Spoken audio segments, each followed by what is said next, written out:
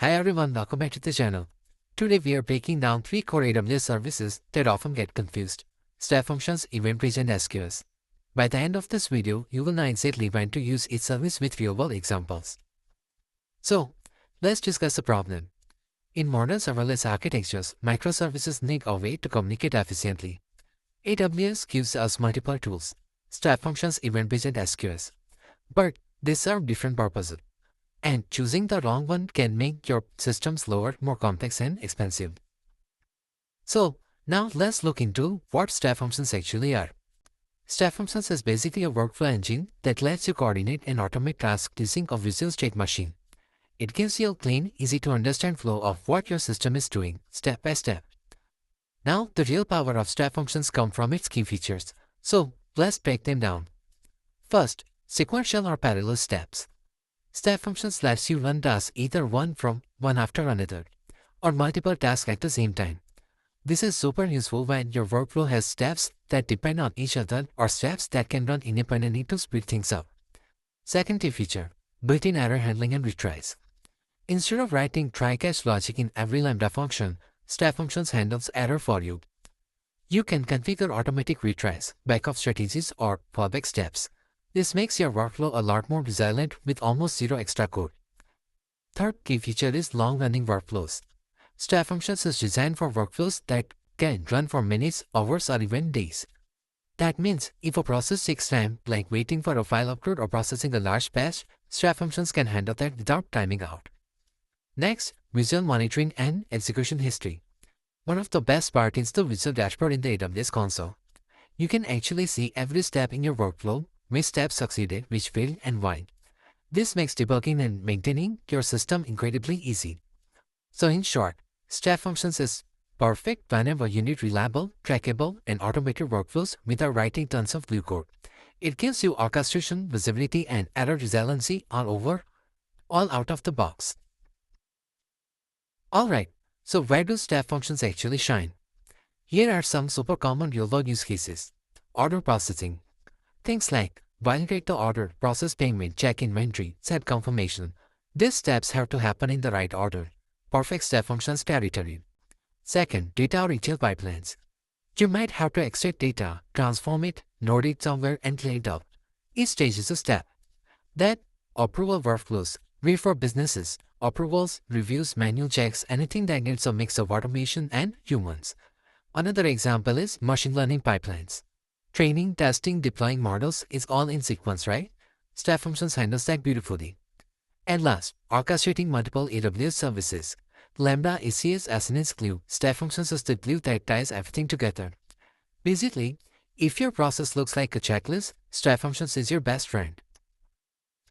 Next up, let's talk about EventBridge, the backbone of event-driven architecture in AWS. Think of EventBridge as a smart event router. Whenever something happens, like a user signs up, or an order is created, or a service throws an error, EventBridge picks up that event and sends it to the right places. It's totally decoupled, which means the producer doesn't need to know who the consumers are. They just fire the event and EventBridge handles the rest. EventBridge key features. First, event routing with rules. You can create rules that filter events based on content.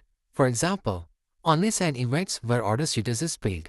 It's super flexible and eliminates a lot of custom code. Second key feature is pub-sub communication. One event can go to one service or 5 services or 10.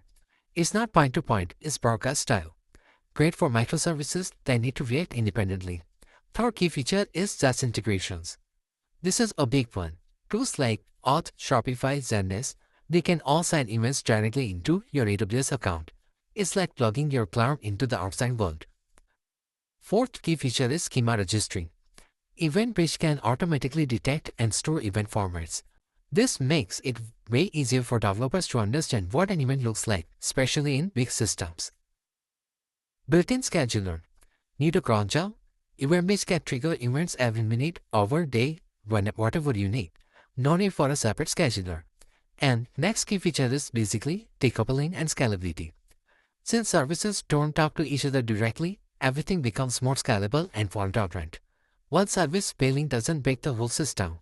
So, So EventBridge is perfect when your architecture revolves around events happening and services reacting. If Step Functions is the brain, EventBridge is the nervous system sending signals everywhere. So where does EventBridge fit in? One of the examples is microservice communication. Instead of microservice calling each other directly, they fire events. Everything stays decoupled. Second example, system-wide event routing. One service triggers something in 3 other services. Easy, EventBridge handles that. Then another example, SaaS integration. Auth, Shopify, Datadog, tons of SaaS tools can push events directly into your AWS environment. Then schedule events. Yes, it also works as a cron scheduler. So yeah, EventBridge is basically the hub where all your events meet.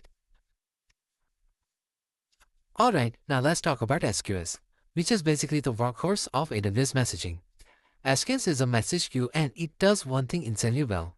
It safely stores messages until a worker is ready to process them. It sits between services as a buffer so your system doesn't get overwhelmed, especially when traffic spikes. SQS key features. Message buffering. SQS absorbs traffic bursts. If your app suddenly gets a flood of requests, SQS holds all the messages until your workers can process them. No data loss, no caching. Second key feature is guaranteed delivery. It ensures that every message is delivered at least once. Even if your consumer is offline temporarily, SQS keeps the message safe. FIFO queues. If order matters like bank transactions, FIFO queues guarantees strict ordering and exactly once processing. You get consistency plus reliability. Another key feature is dilator queues. If a message keeps failing, SQS can move it to dilator queue. This helps you debug issues without losing data. Visibility timeout. When one worker picks up a message, it gets hidden so no one else processes it. This eliminates the duplicate work in overstressed conditions. And the last key feature, which is highly scalable. SQS can handle millions of messages per second. You never have to think about scanning. AWS does it automatically. So, SQS is your go-to tool whenever you need a reliable, scalable buffer between systems. It keeps your architecture stable, even under heavy load. Here is where SQS shines. Background processing. Sending emails, processing files, resizing images great for async jobs. Another example is handling traffic spikes. If your app suddenly gets 10 times traffic, SQS observes the spike and your workers process at their own pace. Third example is guaranteed message delivery. Even if your service goes down, SQS stores the message safely. Then next, accelerating failures.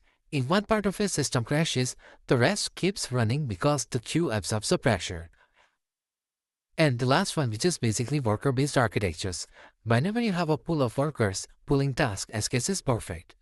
So, SQS is basically the safety net that keeps your system stable under stress.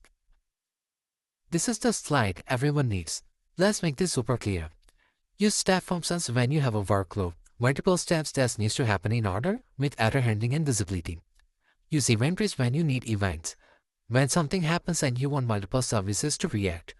Use SQS when you have tasks, background jobs or messages that needs to be processed reliably. Let's put all this together with a real example. An order processing system. Step 1. Customer places an order that creates an event order created. EventBridge catches it. Step 2. EventBridge triggers a Step Functions workflow. The workflow handles validations, payment, inventory, notification, all the business steps. Step 3. For things that don't need to happen instantly, like sending emails, Step Functions pushes tasks in SQS so a background worker can pick them up. See? All 3 services working together in a clean, scalable architecture. Quick note on cost, because yes, it matters. Step Functions. Usually the most expensive since you pay per step. EventBridge, pay per event, typically mid-range. SQS, insanely cheap. You can process millions of messages for pocket change. If your workflow is very step-heavy, just be mindful of Step Functions cost. Alright, let's wrap it up. Step Functions equals to orchestration, EventBridge equals to event routing, SQS equals to queuing and background processing. You will often see all 3 in real systems because each one solves a different problem. Use the right tool for the right job, and your architecture becomes way cleaner. And that's it. I hope this helped you finally understand the difference between Step Functions, EventBridge and SQS.